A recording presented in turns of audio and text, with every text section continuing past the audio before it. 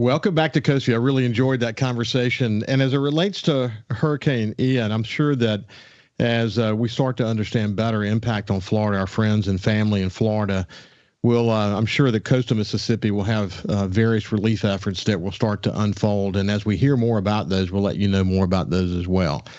So, we got Cruising the Coast coming up, and I've had a series of really cool meetings with Craig Ray and Woody Bailey. We've talked about it with others Cruising the Coast is one of the most important tourism events that we have here in coastal Mississippi. And we think about tourism just in general. Tourism is so important to us. And I always like to check in with my friend Clay Williams from the Gulfport International Airport Authority, because he has his finger on the pulse, not just for tourism, but business travel and military travel, the casino industry, and how important a partner they are to the airport. It's always important to touch base with my friend Clay Williams. So without any further ado, let me bring Clay into the conversation. Good morning. Good morning, Ricky. Thanks for having me on the show. Certainly appreciate it. It's good to see you. Nice to see you. You're looking healthy, wealthy, and wise. Well, I don't know if I can check any of those boxes, but thanks for the remark anyway. So, hey man, what's your quick elevator speech as sort of a way to start this conversation for how things are going at the airport these days? Things are going well at the airport, but before we jump into that, our thoughts are certainly with the folks there in Florida. You and I have worked recovery and revitalization efforts, particularly after Hurricane Katrina, and we've seen it here on numerous occasions. And really want to try to do what we can, be in communication with airports in that region to support them, and certainly wish them the best. And they'll be in our thoughts and prayers during this time. Yeah, we did work together after Hurricane Katrina. It seems amazing to me that so much time has flown by, but we got to see firsthand, working with Governor Barber, what it looks like to have success around a recovery effort on the local, state, and federal level. And I would imagine that Governor DeSantis has probably already reached out to Governor Barber to talk to him about what needs to transpire. And you have to work on so many different levels. It's massive, and of course we still don't quite understand the full amount of damage and challenge they're going to have, but we can all understand already, just based on the weather scenario, that they're going to have significant challenges. And I want to I had the pleasure of writing the foreword to Haley's book, America's Great Storm. And that book was amazing. I knew a lot of the stuff that was happening locally because I was involved in. I was a vice chairman of the recovery effort and had worked very closely with the governor to form the Governor's Commission on Recovery, Rebuilding, and Renewal. But what I didn't know at the time is how much energy he was putting into Washington, aligning really a bipartisan effort. And after the state of Louisiana asked for $250 billion before they even understood what the impact was going to be, it created a chilling effect in Washington, and Haley had to kind of work through that. Now, by the way, he never said a bad thing about Louisiana. At the time, it was what was on their mind, and a reality was that because he was so thoughtful and we were so connected with what our needs are going to be and what the infrastructure needs were going to be, and so on and so on, it actually, in an interesting way, it helped Haley Barber help Louisiana, and Louisiana was able to get what they needed, and he was such an important leader in that effort. Florida is going to have those same kind of challenges, and it's going to be tough. But we did have a bird's eye view, didn't we? We did, and we had the right leaders in place at the right time, and while it was a slow recovery, it was very well planned out, and patience was so important during that particular time. It was. I said. There's never been a leader like Haley Barber in the wake of a major disaster, and there may never be another leader like him. The fact that people used to criticize him, especially when he was running against Governor Musgrove, that the fact that he had a lobbying firm in Washington, D.C. was a bad thing. The reality was all those relationships that he developed on both sides of the aisle turned out to be sort of a godsend for coastal Mississippi in the wake of Hurricane Katrina. Again, we may never see a situation like that again. So much alignment. Anyway, thanks for bringing that up. And yes, our thoughts and prayers are with the folks in Florida for sure. Okay, so what's your elevator speech on how things are going? So sure, at the airport, we've had another good month. We have our statistics from the month of August. If you compare August of 22 versus August of 21, we were up 4.7% over the same month last year. And if you look at us year to date, it's been a good year so far, 10.5% that we're up traffic-wise. So the recovery continues from the pandemic, and so we've seen improvement not only in 2021 but also in 2022. Something that I'll mention, and it was a very momentous occasion that we were able to celebrate just within the last few weeks at the end of August. Our partner here, not only for the airport but in the community, Beau Rivage, they celebrated bringing 1 million charter passengers to the Gulfport-Biloxi Airport and to the Mississippi Gulf Coast. Really a milestone. We were so proud to be able to celebrate that with them. 1 million passengers since 2009 that Beau Rivage MGM Resorts has brought to the market. And it's really fitting too, Ricky, that we were able to celebrate that on what is the 30th anniversary of gaming. So if we look at the 30th anniversary of gaming, you talk about tourism, and we have so many amenities here in coastal Mississippi, everything from our natural resources with the beach and the water. We've got deep sea fishing. We've got great golf, a number of attractions, the new aquarium. But gaming has been one of the, if not the foremost driver, obviously, for this market.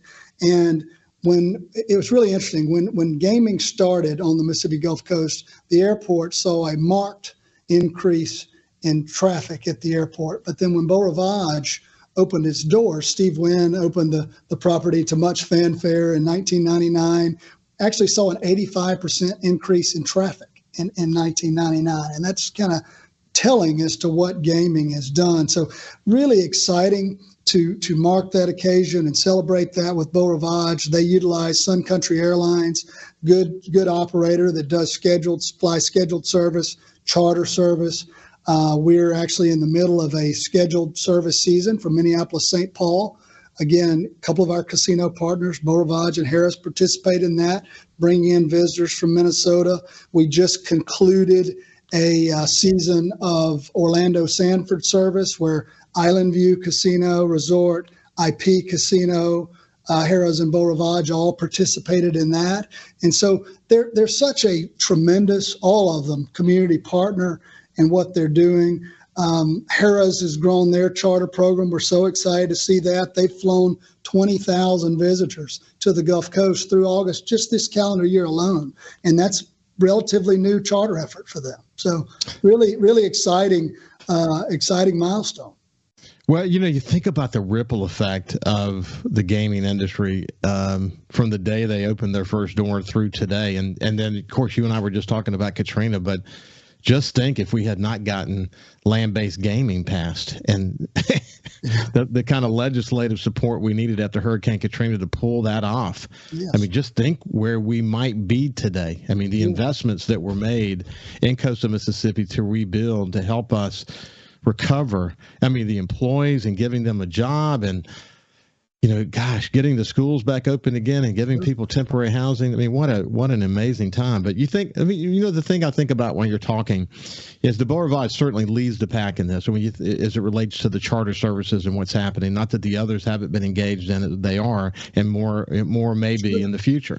Right. But if you think of the casino industry, they're really like this gigantic marketing company, and they're extraordinarily good at their database marketing. That's why the membership card's so important, because they capture this data and they're able to communicate specifically with their customers all over the United States. They're very strategic, aren't they? They are. About where they're going to go pick up customers to come back here. They don't want anybody to know that. Actually, a lot of times it's very very concealed. I mean, it's a competitive industry for sure, right? And so they're just smart and innovative about it. And by the way, I saw who was there in the photograph that was taken when the celebration around the 1 million passenger happened, and it was the key people, man, both from your organization and from the Beau Rivage. It wasn't just a photo moment; it was a real celebratory moment, wasn't it? It certainly was, and they are very strategic in how they target guests to come to this market. They take a tiered approach in doing that.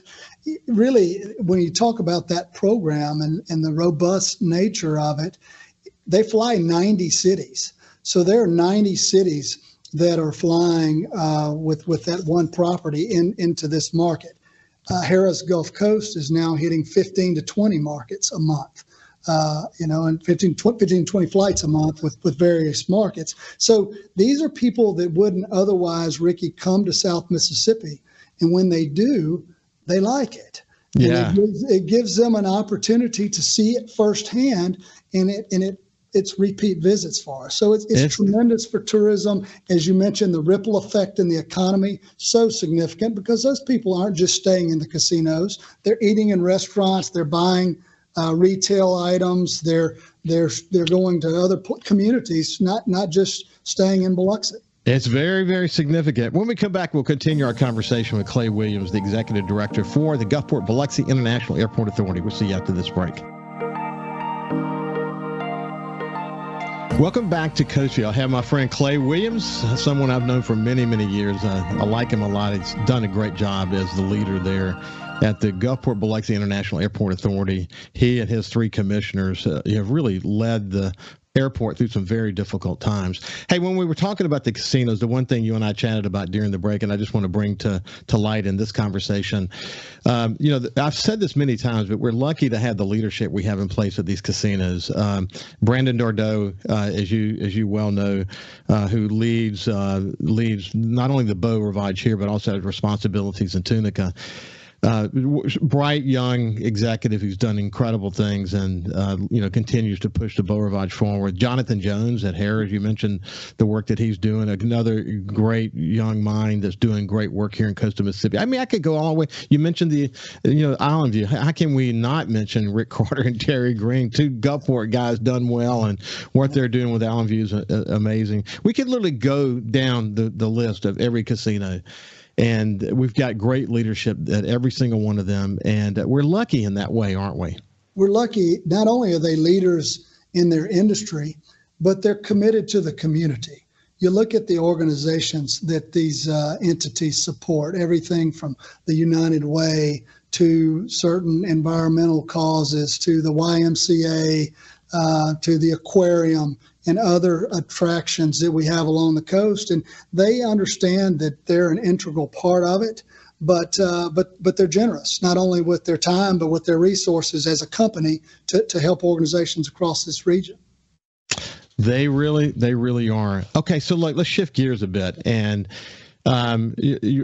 we talked a little bit also during the break about the recent Croatian golf tournament. I mean, the big invitational that happens every year that's over multiple golf courses, people coming in from all over the country. Do you see a change when in terms of folks flying in and out of there when that golf tournament happens? We do. I mean, we had a really strong day, our strongest day, frankly, of the year in terms of TSA checkpoint numbers on Sunday, and which is a little unusual for September because it's typically a slower travel month because people are back in school. But the coast does a good job of having signature events. The golf tournament, Slavic Golf Tournament, is one of those. You mentioned earlier Cruising the Coast. I mean, what a success story that is. I mean, it has been built over the years. I believe I heard that this is the 26th year of the Cruising the Coast Festival. Peter Anderson Arts and Crafts Festival in Ocean Springs. I mean, that thing has blossomed tremendously in the last 10 or 12 years. And so the more signature events that we have like that, it's great for the airport. It's great for local merchants in the economy. And again, it provides that opportunity to get that first time visitor here. They come in and they're like, we're going to go see the classic car show. They get here, they like it, and they say, well, this is a great restaurant, or this is a nice hotel to stay. And again, it's repeat visits, very much like I mentioned on the casino charter programs. Well, I mentioned the three commissioners you have, literally the dream team, two former significant officers, military officers, and one of the most successful businessmen in coastal Mississippi. You guys, you've made a great team, haven't you? They're great to serve under here at the airport. Very fortunate to have them on the board, not only because of the expertise that they bring from an aviation standpoint and a business standpoint, but they're committed to the community. All three have been involved on numerous boards, not only in coastal Mississippi, but across the state and region as well. So really, have helped provide good guidance, leadership through a difficult pandemic time period. Airline mergers and consolidation always are challenging for smaller markets like ours. So yeah, really appreciate the assistance and expertise that they bring, but also their dedicated time to it. I should mention their names. I didn't mention their names. Clark Griffith, Joe Spraggins, and of course Dave Dennis. That's right. Are the three of them. Hey, so real quick, so on the business travel side, how is that doing? And on the military side, how is that doing? Military travel has been one element that sustained us since 2020. They never really stopped traveling, and so we've been very fortunate that they've continued to do so. You've seen more corporate travel coming back.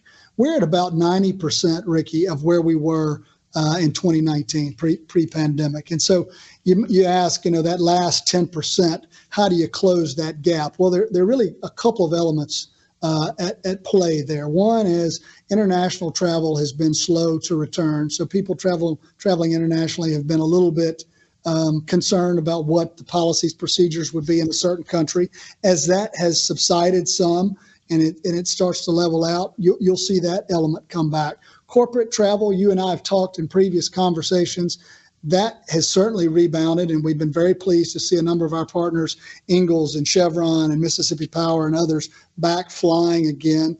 But again, we also recognize airports across the country that Zoom and Teams kind of makes an element of that a little bit uncertain.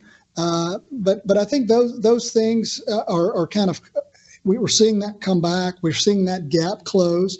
Airfare has been higher as of late because of the fuel prices that the airlines have incurred. So fuel prices are going down. So as that continues to trend in that direction, you should see some adjustment fare-wise as we go forward.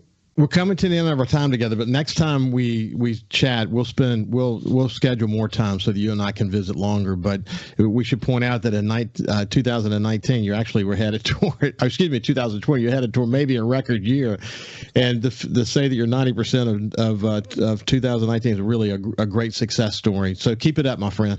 Thank you, Ricky. Always nice to visit with you. Have a great day and pray for the people of Florida. We'll see you tomorrow. We certainly will. Thank you.